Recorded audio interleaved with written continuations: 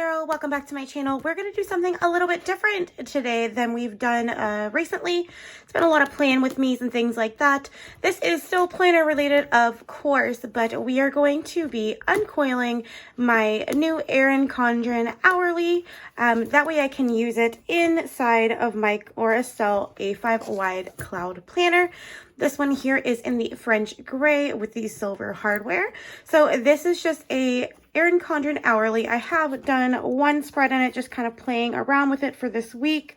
Let me pull it up, and have not done any of the monthly or anything like that because I am not intending on using those. I'm going to be using the monthlies from my vertical weekly, and this is going to be put in after my weekly spreads just to kind of have a little bit more organization. So this is just the spread that I did for this week and just really played with it. I think I put too much deco. It's something that I am going to have to adjust as time goes on. So if that sounds like something that interests you, I know there's not a ton of videos about how to do this. I can definitely walk you through it, so just hang out. Okay, so let's go through a list of supplies on what you will need. I know there's a couple of different ways to do this. I'm going to be doing it without using pre-cut stickers, without using a silhouette or Cricut. This is the very hands-on approach. I wanted to do it this way because I felt like most of you would have these supplies at your home, or you'd be able to get them fairly easily. So the first thing that I have is a paper trimmer. This is just one by Fiskars. It's just one of the 12-inch capable ones. Nothing fancy, just a rotary paper trimmer. The next thing that I have is my hole punch. This is, again, nothing fancy, but it is from the Recollections brand. It's just the A5 punch. You will also need some sticker paper. This is some fairly inexpensive matte standard sticker paper. I believe I got this off of Amazon. I will do my very best to link it down below so that you guys can pick this up for yourself as well. The only thing I want to mention is it is a little bit gray toned, so it's not going to look super perfect in your spread, but once you get your spread put all together, you don't really notice it. For example, I will pull open one of my spreads so you guys can see what I mean. Okay, if I can find it. So this is this current week in my A5. This is using the Erin Condren Life Planner, the vertical. And you can see right here where it's punched. But once the whole spread is laid out, you can't really see it as much. So obviously you are going to need what planner cover you are going to use. Now, a lot of people are doing this for use in their A5 wide cloud. However, I do know that some of the Carpe Diem planners you can actually fit your Erin Condren in, as well as a couple other A5s. Of course, any other A5 wide ring planners that you would use, or even a disc bound system, you could definitely make it work for you. I'm not saying this is the only planner you can use it in. I just want to show you guys the technique to simplify your lives a little bit. And then you will need your life planner. Obviously, you don't have to have the hourly like I do here. You could have the vertical, the horizontal, the deluxe monthly, whatever it is you are using, the process will be pretty much the same. Also, I have here a very old and kind of hard to operate pair of pliers, but you would need pliers or wire cutters or something like that. Now, if you are wanting to uncoil your planner to add in other parts of another Erin Condren or other coil planner, I do recommend that you have some kind of ceramic or rubber tipped pliers on the end, because doing this will damage the coil. I have no intention of reusing this coil, so it does not matter to me. And then last but not least, I did grab a pair of scissors and a pen just in case I need them. Last time I didn't, but last time I also did use my silhouette to cut my sticker paper. So I wanted to make sure that I was totally prepared. So this is a pretty straightforward process. And the first thing that we're going to do is start by uncoiling the planner. Now, typically I would recommend that you have a planner band or something like that to hold all of your pages together. However, I am unsure what I did with mine. I don't know where it went. So we are just going to wing it without it. The first thing that you want to do is remove your covers.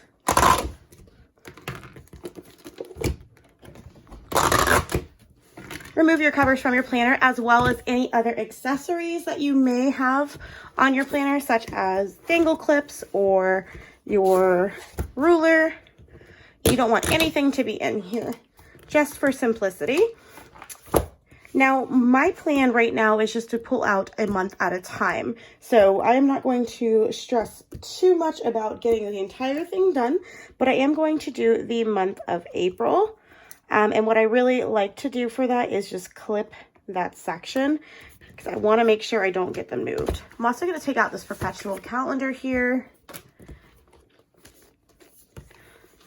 So as I mentioned, there are a couple of different ways of doing this. One way is going to save your coil. The other, it's it. That's going to be it for your coil. Because I am not planning on reusing the coil, I am going to do it that way. But on the other side, I will do my very best to show you, if you wanted to keep your coil, what you could do. So that's what we'll do first. So if you have intentions of recoiling or saving your coil, say you paid the extra money for the rose gold or the black, things like that, I completely understand. So when you're looking at the top of the coil here, you can see the circular, you can see how it goes in a circle, and then you see how the end of the coil is bent inside to secure it. So the main thing is to get this to match the circumference of the rest of your coil. So all you're going to do is get your pliers, and it can take a little bit of work, especially if it's as far down as mine is here. It's really in there.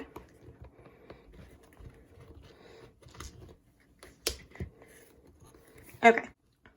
All right, so that's a little bit better. Obviously, it's still not perfect. I did nick just the back of my little folder here, something I'm not intending on keeping. Let me zoom you guys in so I can show you a little bit better. So now you can see that this is up a little bit. It's obviously still not even. So the next thing that we need to do is try to even this out. You want to flatten it out and you want to curve it so that it matches with the circumference of the coil.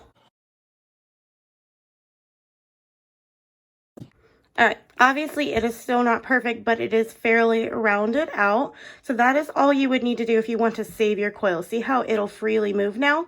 Now, I don't really want to pull this through all the way just yet because it's not the way I want to do it.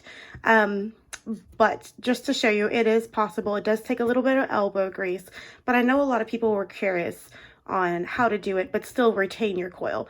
Like I said, it does nick it up because of the kind of pliers that I'm using. So if you want to save your coil, make sure you use something that's not going to be so rough on it.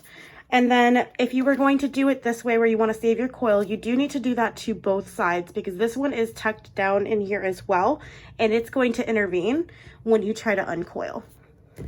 Now, because I don't care about the coil, I'm just going to pop that one out. So it's not perfect, but it's just out of the middle, so it's not going to intervene. These pliers actually have a wire cutter on them. So all I'm simply going to do is get the wire cutter in there. Make sure you're wearing safety gear if you're worried about it popping, but I know how these work. And I'm just going to clip off a tiny bit of my coil there. And now you can see it right here, just barely sticking out. And then the next thing that you're going to do is uncoil it. So I like to just pull down on my pages, make sure everything is as even as I can possibly get it. Again, this is where a band would be beneficial. If you have one, I highly recommend to have your pages banded. And then all you do is turn. So you're just going to turn the coil and you'll see it start wrapping. It is time consuming, but you can definitely do it. So you'll see it just start coming through each and every one of the coil holes. If you hear a little bit of popping or anything like that, it's just the coil going through the pages. Again, if you had a planner band on it, you wouldn't have as many issues, but I don't have one. But for the sake of the video, let's pretend that I do. So let me zoom you guys back out just so you can get an idea of how quickly this is actually moving. So you can see I've already done about 2.5 inches here, and I'm just going to keep uncoiling it. I know a lot of people are scared to do this because they don't want to ruin their Erin Condren. Don't be scared, you guys. Don't be scared at all. It's not as bad as it does seem scary. I understand that. It was scary to me at first too, but it's really not that bad. On Instagram, me and my friend Cam, you guys might know her as Plan with Cam on Instagram. If you don't know her, make sure you're going and following her. She offers some really cool content. But we actually did a dual live where we both were setting up our clouds, and we both got it done relatively quickly, honestly. All right, as you're going through the last ones, just try to be a little bit more careful, and that's it. So your coil is now loose. As I said, if you plan on keeping this to recoil, things like that, obviously you want to store it somewhere it's not going to get smashed or anything like that. I am just going to throw it away. And then we have our life planner all separate. So as I said, I'm only going to be doing through April because I only put them in my cloud as the month I'm on. So I'm just going to pull out the April to May section here. I don't plan on moving the yearly calendar or anything like that. So now we're going to take a look at what we have here. And we want to do our little bit of planning. If you're going to do your whole life planner, obviously this part's not important, but it is to me. So the first thing is we don't need the divider page. I already have that in my cloud. And then we also don't need the monthly calendar. And you can see that we start going into the week that we are currently on. So obviously I want to keep this current week, and then the week of the 13th through the 19th, etc. We don't want the May divider. And when we come to months such as this where it's like an in-between, and it's okay. So I'm going to take out the May, it's like the notes page, and then the calendar. I will save that in case I need it for a later time. You never know. And then we're kind of left with this mismatch. So we have the end of April. This is the notes page that you're supposed to, use to move on to May. And then we have the second half of the May calendar here. But the rest of April starts that next week. So I want to go ahead and include this. And then as far as this front page here, which is obviously the end of the previous week, I usually will put something over top of it like decorative, just to cover it up. It's completely up to you. If it doesn't bother you, perfect. But you do what you want to do. So we have 6 sheets of paper here. I'm going to slide these to the side and bring in our paper trimmer as well as our sticker paper. I do have a decent amount of sticker paper here. We're definitely not going to need all that. Just going to pull in one for now. So the best measurement that I've seen, and I will put it on the screen for you here, is actually to do strips 3/4 of an inch wide. So if you're doing it properly, you can get 9 strips per paper. Again, if you have a silhouette, it might be easier for you to cut them, but I do not mind it. This paper trimmer does have these really, really awesome guidelines on it, and it just simplifies my life quite a bit. So I'm going to cut 6 strips, and then we will move on to the next part. Okay, so now I have all of my strips cut. It looks like I got 1, 2, 3, 4, 5, 6, 7, 8, 9, 10, technically 11, but I didn't want to put my fingers too close there to the very edge of the blade. So we have all of our sticker sheets here, and they are still the 11-inch long. Obviously, they are going to be a little bit long. And what I'm actually going to do for that is I am going to grab a different cutter simply because the Fiskars needs a new blade and it's having a hard time. So this is just a very simple swing line guillotine cutter. It's nothing fancy. You can get these at most craft stores like Hobby Lobby, Michael's, etc. for around $20 to $30. I think even Target has been carrying them here lately. Don't forget, you guys, stay inside, check online before you try to go out and find it. So the first thing I'm going to do is go ahead and put those 2 pages together that I was talking about before I add any kind of extra bulk. So if I put sticker paper on both of these, it's actually going to add a heck of a lot of bulk. Okay, so typically I would like to attach something like this using like a Tombow mono runner. However, due to current political and life situations, I don't have one because it's not here yet. Really should keep extra in stock. So I just have a simple Elmer's Craft Bond extra strength glue stick. I'm not going to go too overboard with this because I don't want to add any like major bulk or anything because I am still going to be writing on both of these pages. So I'm just going to kind of run through it and then run around the edges. I'm not too worried about the side where the coil holes currently are because, as I mentioned, the sticker paper is going to be going over top of those. That's all I'm going to do. Nothing too crazy. And the way that I like to get things to line up properly for me is actually to use my guillotine cutter or any cutter kind of to help me out. So I just push the page I want to glue to in the corner. And then I'm going to do the same with the second page. So I just want to make sure it's pressed up against it. And of course I stuck it down accidentally. Luckily, because this is a glue stick, I can kind of manipulate it because it's not going to dry right away.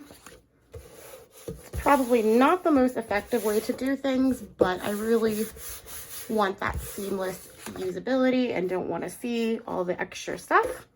So now those pages are together and I'm pretty happy with that. So I'm going to put these back in order and we will move on to the next step, which is going to be actually putting the sticker paper on them.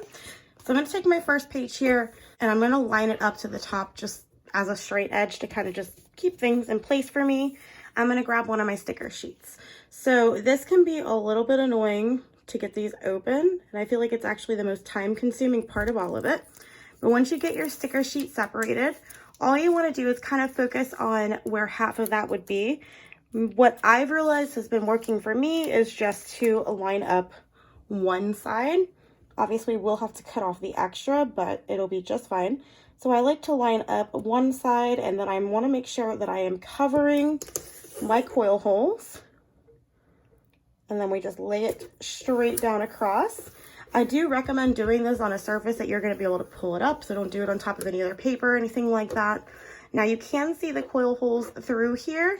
It's not going to be super obvious once everything is said and done, but just so that everybody is aware. And then the next thing that I like to do is flip it around again, using that straight edge to keep myself straight. And then you're simply just going to fold the paper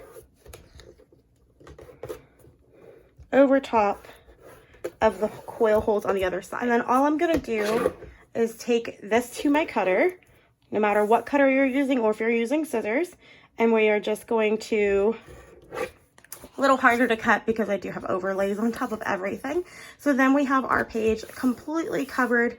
Again, like I mentioned, with this brand of sticker paper, it does have a little bit of a gray tone, but I don't feel like it's super obvious once an entire spread is laid out. And then all I do is take my hole punch, and just like you would punch anything else to add to your A5, you just want to center that, punch, and now it's ready to go into your cloud planner or other ring planner. So I will do that a couple more times. Obviously I have 4 more pages to go, but I will just put some music over it so you guys can watch. If you have any questions about it, feel free to send me a message on Instagram or leave me a comment down below if you're watching this on YouTube. So I'm just going to speed through this and show you guys the process of getting the rest, and then I'll be back when we put them into the cloud.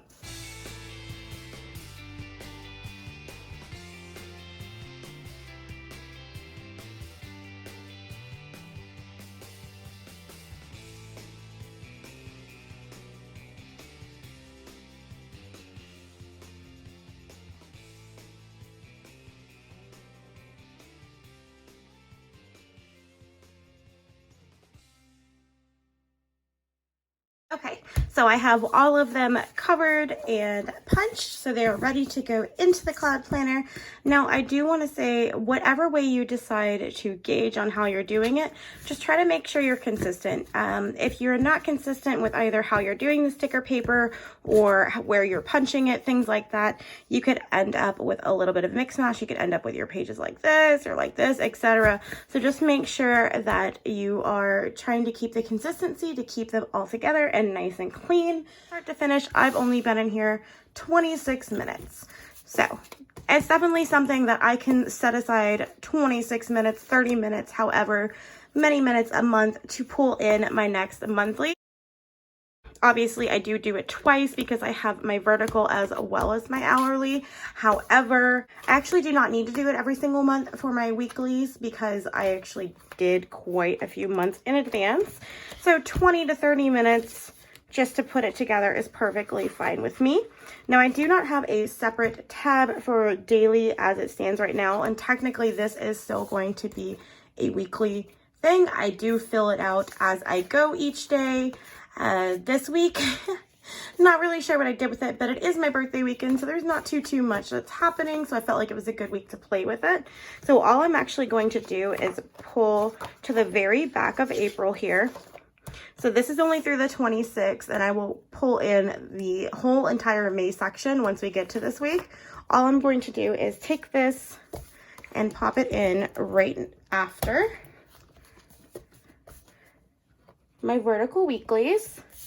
You can see how nice it fits in here. Let me pull you guys back out just a tiny bit so you can see a little bit more of what's happening.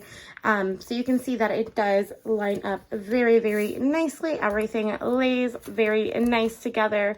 And now I don't have to skip between multiple planners. Everything is consolidated. So here's the weekly spread. And then if I want my daily, I will be putting in one of the acrylic star tabs. I don't know if you guys have seen them or not. Fox and Pip did the pre-order for them quite a while ago. I do not have it just yet, but I do believe they are shipping fairly soon. So once I have that, I'll be able to flip to my weekly section and then quickly be able to flip to my quote-unquote dailies. So that is it. I hope that this was helpful for you guys. Again, if you have any comments, questions, or concerns, feel free to message me on Instagram at Spiral Design Paper Co. I will put that here for you, of course. Or you can leave me a comment on this video if you're watching this on YouTube. So thank you guys so much for stopping by and hanging out with me. And I hope everybody's staying safe and have a good one. Bye.